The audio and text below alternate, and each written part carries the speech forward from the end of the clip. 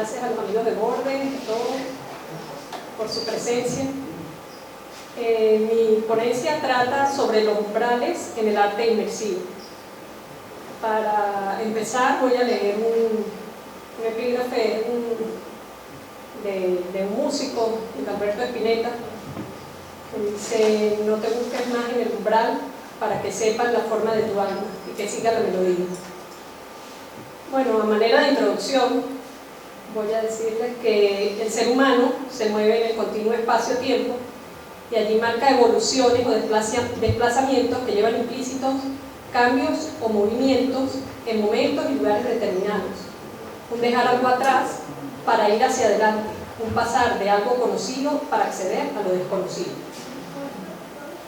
El hombre ha sabido representar esas nociones o esas experiencias de pasaje espacio-temporal traducidas a otros lenguajes, en ocasiones con imágenes explícitas y en otras metafóricas, en su entorno, en su cotidianidad, en sus objetos funcionales y en sus representaciones estéticas, a través de símbolos que dan cuenta de ello. Tal es el caso de los pórticos, puentes y puertos, puertas y ventanas, desde el punto de vista funcional y arquitectónico, también en los arcos de triunfo, pero esto ha pasado a las artes visuales a través de las instalaciones artísticas o arte del sitio específico. Esto es desde el punto de vista de una práctica estética. Chevalier, en su diccionario de símbolos, refiriéndose al umbral, nos dice que la trascendencia de este símbolo deriva de su papel de paso entre lo exterior, o lo profano, y lo interior, o lo sagrado, anclándolo a la noción de transición. Ahora yo, incluí aquí un texto de Gaston Bachelard, que está más referido a la literatura y a la poesía, pero él habla muchas veces de la noción de umbral. Entonces, haciendo referencia a esto, dice que era un lugar perdido en el mundo. Así, en el umbral de nuestro espacio, antes de la era de nuestro tiempo, reina un temblor de tomas de ser y de pérdidas de ser, y toda la realidad del recuerdo se hace fantasmagórica. Es interesante esta definición de Bachelard porque él habla de eso, de un lugar perdido en el mundo, y ese lugar puede ser las artes plásticas, que siempre han sido como el deleite para unos pocos, para una minoría. Llama la atención sobre todo eso de las tomas y pérdidas del ser, porque eso es lo que realmente sucede en el umbral. Y me gusta eso de que la realidad se vuelve fantasmagórica, porque si algo cuestiona el umbral es la realidad. Él hace un análisis del poema El nido tibio de Jean Cobert, un poeta francés del siglo XVIII, y voy a leer el texto. Dice: el nido tibio y en calma, donde el pájaro canta, recuerda las canciones, el encanto, el umbral puro de la vieja casa. Y el umbral aquí es el umbral acogedor, el umbral que no impone por su majestad. Ambas imágenes, el nido en calma y la vieja casa, tejen sobre el telar de los sueños la tela tupida de la intimidad. Y las imágenes son simples, sin ninguna preocupación de pintoresquismo. El poeta ha sentido exactamente que una especie de acorde musical iba a resonar en el alma de su lector por la evocación del nido, de un canto de pájaros, de la atracción que nos llama hacia la vieja casa, hacia la primera morada. Pero para comparar tan dulcemente la casa y el nido, no es preciso haber perdido la morada de la felicidad. Oímos un ay en ese canto de ternura. Si se vuelve a la vieja casa como se vuelve al nido, es porque los recuerdos son sueños, porque la casa del pasado se ha convertido en una gran imagen, la gran imagen de las intimidades perdidas. De este poema que trata sobre el umbral, me gustaría resaltar la idea del encanto, porque todos los umbrales generan eso, un encantamiento, una atracción, una seducción, una fascinación. De la vieja casa, porque los umbrales nos remiten a lo primordial. De la sencillez, porque los umbrales a los que se refiere este texto son bastante sencillos, y de las intimidades perdidas porque el umbral propicia un estado de intimidad y de nostalgia. Veremos cómo estas frases son características o son comunes a todas las obras que voy a analizar. Bueno, todas las obras de arte podrían considerarse o pueden considerarse umbrales, incluidas la pintura, por constituirse como una puerta hacia otra realidad. Y en este caso pues sería una realidad bidimensional. Pero en este ensayo, en este texto me voy a referir o me voy a enfocar exclusivamente a obras que tienen una experiencia, o sea, que producen una experiencia inmersiva, es decir, que son umbrales auténticos porque permiten la entrada del espectador con cuerpo completo, en cuerpo completo. Las obras de arte que nos permiten esta inmersión son las instalaciones, que antes se denominaron también ambientes y que hoy se hace referencia a ellas con el término arte para sitio específico. Entonces, bueno, aquí rápidamente vamos a ir diciendo los términos, como las nociones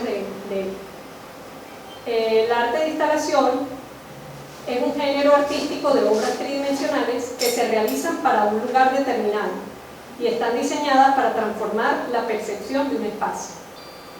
Generalmente, el término se aplica a los espacios interiores, mientras que las intervenciones exteriores a menudo son denominadas como arte público, land art o intervención artística. Sin embargo, los límites entre estos términos son difusos. Tiene una duración determinada y por ende entra en lo que se conoce como arte efímero. En la mayoría de los casos permite una interacción activa con el espectador. Motiva la percepción sensorial en cualquiera de los sentidos, ya sea la vista, el oído, el gusto, el tacto, el olfato. El ambiente se conoce como environment, es una estructura espacial configurada artísticamente que envuelve por completo al espectador y lo inserta en el momento mismo de la configuración artística. Debido a esto, el ambiente establece por sí mismo una realidad que provoca en el espectador una determinada reacción mental. Y por último, el arte del sitio específico o Site Specific Art. El término se refiere a obras creadas de acuerdo con el entorno y un espacio específico. Se trata en general de obras planificadas, muchas veces fruto de invitaciones, donde los elementos escultóricos dialogan con el entorno circundante, para el cual está diseñada la obra. En este sentido, la noción de sitio específico está ligada a la idea de arte ambiental o environment. Señala una tendencia de la producción contemporánea a volverse hacia el espacio, incorporándolo a la obra, transformándolo, ya sea el espacio de una galería, espacio natural, un área urbana, etc. Está estrechamente relacionado con el llamado land art o arte de la tierra. A continuación voy a analizar algunas obras de arte inmersivo que son pertenecientes a artistas consagrados de distintas partes del mundo. Lo voy a hacer en orden cronológico porque está bien desde la vanguardia hasta la contemporaneidad. Bueno, para empezar, aquí un epígrafe también de Gastón Bachelard que dice: la puerta es todo un cosmos de lo entreabierto. La puerta despierta en nosotros dos direcciones del sueño, es dos veces simbólica. La primera obra es de Marcel Duchamp, el artista que habló al principio también. Se conoce como Puerta 11 Rue Larrey, que es de la calle Larrey, de 1927. Bueno, el umbral materializa la noción de transición espacial, simboliza el paso de un lugar a otro, el vano, el hueco o luz, término ampliamente utilizado en las construcciones arquitectónicas. Se refiere a cualquier abertura en una superficie compacta que comunica elementos externos con el interior de esa construcción, cuya finalidad es que puedan acceder a ella el aire, la luz, las personas, etc. La puerta constituye un elemento que separa estancias. Su primordial función es permitir cruzar o no de un espacio a otro, abriéndola o cerrándola. Su manufactura industrializada da sentido a esas complejas o abstractas nociones en el trabajo de Marcel Duchamp. Desde el punto de vista pragmático, la puerta que hizo Duchamp para su apartamento en París y que lleva incluido el título de la dirección, o sea, ese fue el título que él le puso, representa una disrupción en el arte. Esta obra, conocida como la puerta de su propio estudio, en esta obra él altera su función desde el punto de vista formal, presentando un absurdo, una incoherencia, ya que en el vértice donde confluyen dos vanos con sus respectivos marcos y umbrales, el artista coloca una sola puerta, cuyo único límite no es cerrar todos los espacios al mismo tiempo. Es una puerta que media entre dos umbrales, entre dos espacios, entre dos vanos. Daniel Nagel nos describe el emplazamiento de la obra en su texto Las puertas y ventanas de Duchamp. Colocada en un quicio compartido para dos aberturas, justo en la mitad, la puerta sirve a dos umbrales y a tres habitaciones a la vez. También nos explica, funcionaba literalmente y lo hacía en el espacio y en el tiempo. Era visceral y empática, y cuando funcionaba, quien la accionaba se movía con ella. Duchamp explica simplemente, en París vivía en un apartamento muy pequeño. Para aprovechar al máximo tan reducido espacio, pensé en utilizar una única puerta que se cerraría alternativamente en uno y otro quicio. Se la mostré a mis amigos y me comentaron que la expresión una puerta debe estar abierta o cerrada había caído en flagrante delito por su inexactitud. Pero la gente ha olvidado la razón práctica que dictaba la necesidad de esta medida y ven esta solución como una provocación dada.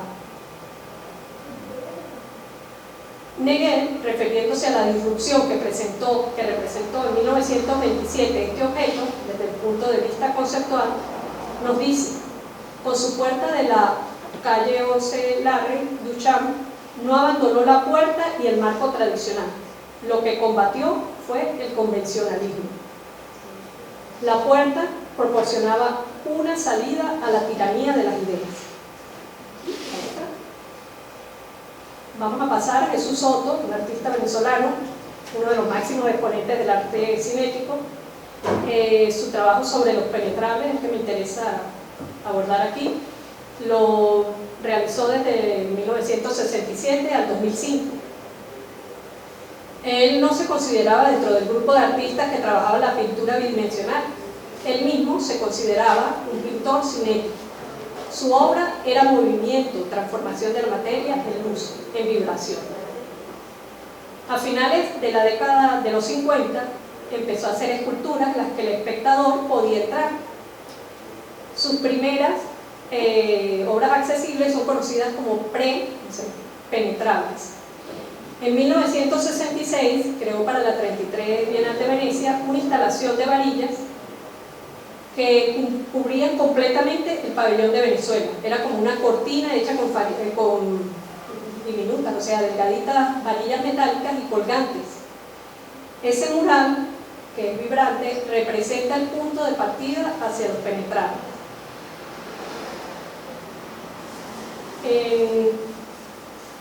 Para decir que son penetrables, son ensamblajes en un espacio real, puede ser al aire libre o en espacios interiores. Casi siempre las hemos visto en interiores de galerías o de museos, que necesitan o que requieren de un espectador activo que entre, que se sumerge en su interior para poder percibirlos a medida que los recorre, involucrando así todos sus sentidos: el oído, debido al sonido generado por el choque de las varillas; el tacto, por el roce de las varillas con su cuerpo; la vista, porque las líneas en el espacio generan una composición, una interferencia con el paisaje real o externo. Ellos constituyen la síntesis de la investigación de Soto sobre la luz, el movimiento y el espacio. Inicialmente habló de ellos como trabajos envolventes, un tipo de arte que daría a las personas el sentido de forma y densidad del espacio. Para Soto, el espacio fue un campo perceptivo que tenía que ser experimentado, no solo con los ojos, sino con el cuerpo entero y los sentidos. Sus penetrables han sido exhibidos en diferentes partes del mundo y sé que de seguro muchos de ustedes, igual que nosotros, hemos entrado a los más comunes, que son los de color amarillo y azul, que están en casi todos los museos y galerías de Venezuela. Pero hay uno que está aquí. Bueno, aquí podemos ver estos dos que él los tituló penetrables sonoros, aunque todos son sonoros, estos específicamente son realizados con metal y pues por eso era que él decía que eran sonoros, pero los que son hechos con varillas de PVC o con plástico, que son como una manguerita, también al uno introducirse en ellos siente ese sonido. El primero es grande, como de 3 metros por 3 metros. El que está de este lado, que es de los primeros, 1968, de 50 centímetros por 1 metro de ancho. Eso fue los iniciales. Continuamos. Este que está aquí es uno de los últimos que realizaron, que se inauguró en un museo de Houston en 2014. Inmenso, dice que tiene más de 240 metros cuadrados, 8 metros y medio de altura, que consiste en tiritas de PVC pintadas, o finas láminas de PVC pintadas, amarradas del techo de una superficie de aluminio, y que están realizadas en material transparente, pero él coloreó una parte para que se viera ese óvalo, un óvalo amarillo, entonces se ve sobre ese fondo transparente.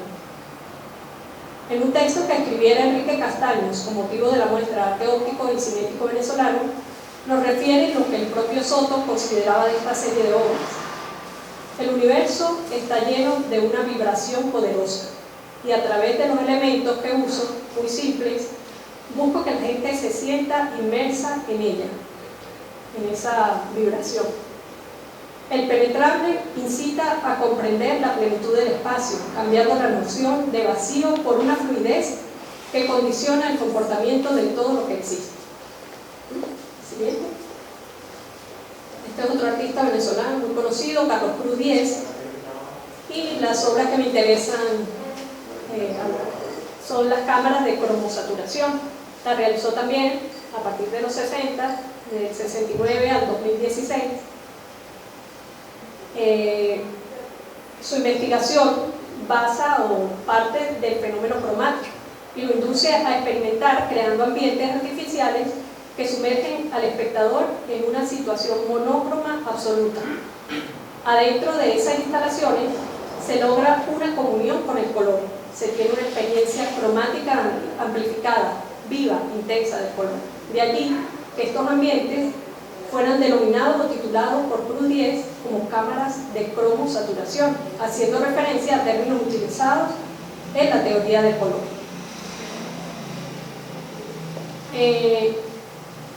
Dichas cámaras, las primeras, aquí las vemos, fueron realizadas a finales de la década de los 60, consistían en pequeños espacios o habitaciones, habitáculos, realizados a partir de una estructura metálica con láminas de acrílico transparente o plexiglas, que conocemos como plexiglas, y del mismo ancho que viene la lámina, 1,20 por 1,20, y la altura que da ella.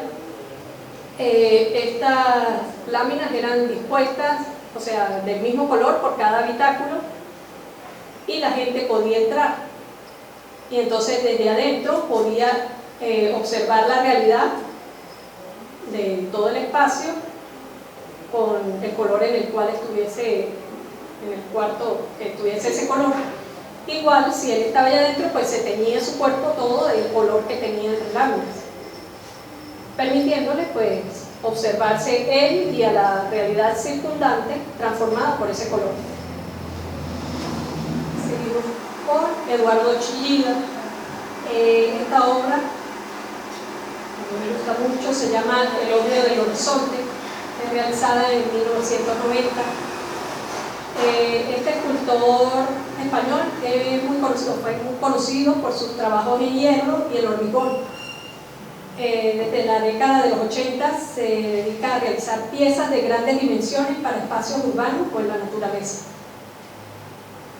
Este es el nombre de El Ómnio del Horizonte, que es el nombre de esa obra situada en Gijón, que es el Principado de Asturias, en España. Es considerada actualmente como un símbolo de dicha ciudad.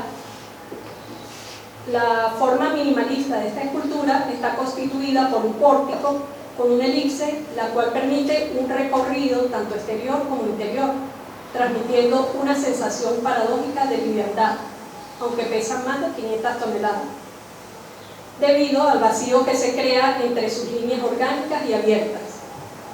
Su forma llena de un espacio vacío, dinámico y receptivo, al que se puede acceder y habitar por un lapso de tiempo, es metáfora de casa, de refugio, de templo y de ser vivo, de caracol, de cuerpo. Hombre anclado a la tierra, quien con sus brazos abiertos intenta asir lo inacible de la grandeza y a su vez lo reconoce, lo recalca, lo muestra y se entrega. Su monumentalidad permite adentrarse en ella y sin forzar al espectador lo deja quedarse, habitarle cual refugio limitado por un techo de cielo, con el sol por lumbre, a veces nublado, mirador de luna y las estrellas, con ventanas y puertas abiertas al mar, donde los límites y los bordes se borran entre la reverberación del viento, los cantos de pájaros y el oleaje, donde la materia, huella del ser humano, se mimetiza para reverenciar a la naturaleza, a través de su color vetusto y su proceso de degradación, elogia desde el acantilado al horizonte, a ese universo, aquello infinito e insondable. Ya tiene 30 años de haber sido elegida, se reconoce como una obra de sitio específico. Entonces el historiador y comisario de la muestra que hicieron para hacerle homenaje, nos conecta un texto que él hace con ese umbral puro, primordial y acogedor que Bachelard remite a aquellos recuerdos que cual música resuenan en el alma del espectador por la evocación del nido, por esa conexión con lo íntimo del ser.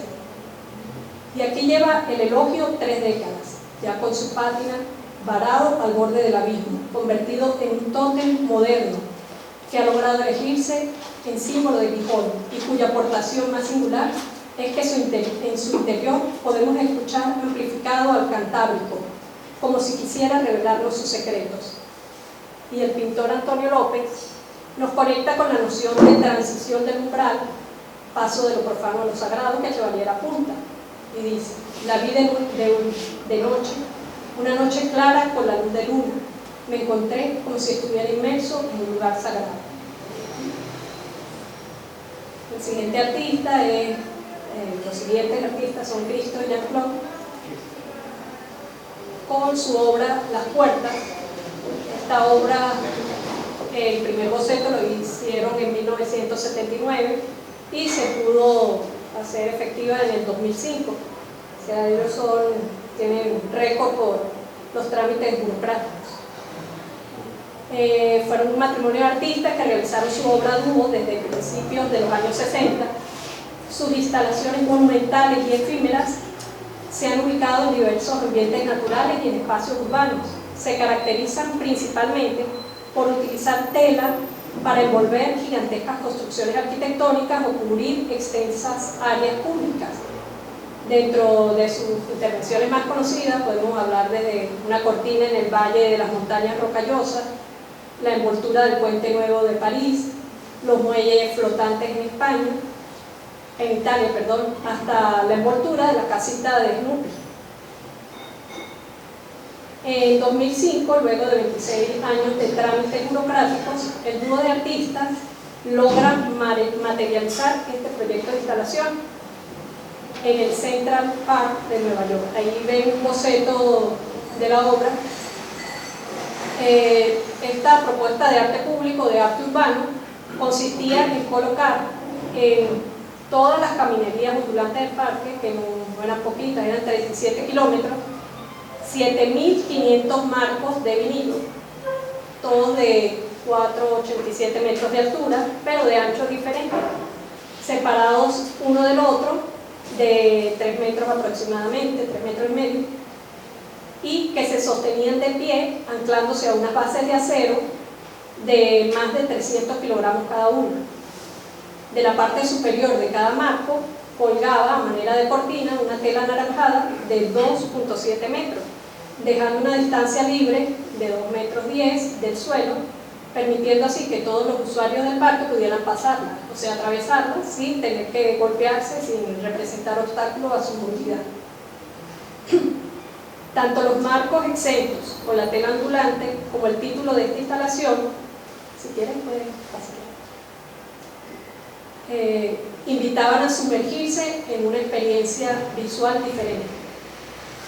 Y experiencia de todo tipo, porque no solo estaba referida a la parte visual, sino que de los otros sentidos dentro del contexto de esta obra, aludiendo todo a ese umbral, a entrar, a salir, a pasar, a atravesar algo. O sea, por más que quisiera o no quisiera el que estaba ahí en ese parque, pues se veía involucrado, porque así estuviese sentado en una sillita del parque, veía los umbrales, así estuviera en un edificio, lo veía, igual si estaba caminando tenía que pasar por ese sendero donde estaban las puertas. El siguiente. Bueno, recientemente, como un reconocimiento post-mortem, entre el 18 de septiembre al 3 de octubre de este año, de 2021, se llevó a cabo el proyecto de envolver el Arco de Triunfo de París después de 60 años de los primeros bocetos hechos por Cristo. Seguro esta ha sido también un boom en las noticias. Continuamos. El siguiente artista se llama Sondón. La obra se llama La sabiduría de los pobres, viviendo con el árbol, es de 2005. Este artista es un artista contemporáneo chino, nacido en el 66. Su obra incluye esculturas, instalaciones, performance, fotografía, video. Es muy conocido por hacer toda la ciudad en chocolate, hacer maquetas gigantes en chocolate. La casa y la ciudad han sido el principal tema de su obra. La desaparición de la ciudad histórica de Beijing, en la cual él creció y recuerda, que dio paso a modernas construcciones, aportan los elementos constitutivos de sus instalaciones. Los fragmentos de casas y edificios derribados son sublimados de manera respetuosa, ya que para su cultura los materiales conservan la esencia vital de las personas que alguna vez han entrado en contacto con ellos.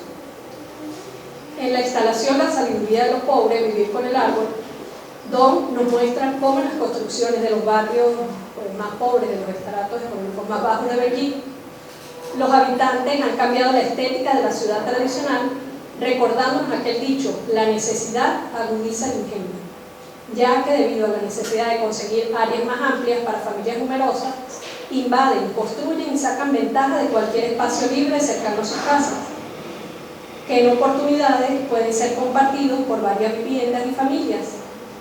Tal es el caso de los espacios de la calle o un patio donde hay un árbol y que por respetar las ordenanzas no pueden cortar, entonces lo integran a su construcción y pasan la vida junto a él. En esta sabiduría de los pobres, él construyó una especie de casa de ensueño con puertas viejas, o sea, él va y la recicla de construcciones que están derribando, y se ve que cada puerta de esas se puede abrir y cerrar, o sea, uno puede entrar a la instalación así sea muy poquito, porque si ven tiene una cama y tiene el arbolito en el centro, puede entrar por cualquier puerta de esas, captando el carácter del espacio que oscila entre lo público y lo privado. Igual él tiene una instalación muy pequeña que es de 2 metros por 2 metros, donde tiene adentro una casita también que recuerda a su primera casa de la infancia, en la cual tiene la camita, la mesita, la silla, o sea, la gente nada más entra, se siente un poquito pasillo, se siente un poquito ahí en la cama y se para y se va porque no hay más espacio. Entonces ahí pues recordamos lo que decía Bachelard: para comparar tan dulcemente la casa y el nido no es preciso haber perdido la morada de la felicidad. Él en esos espacios pequeñitos, y que de seguro todas esas personas lo vivieron, pues ahí vuelven a eso, al nido, al lugar en el que fueron felices.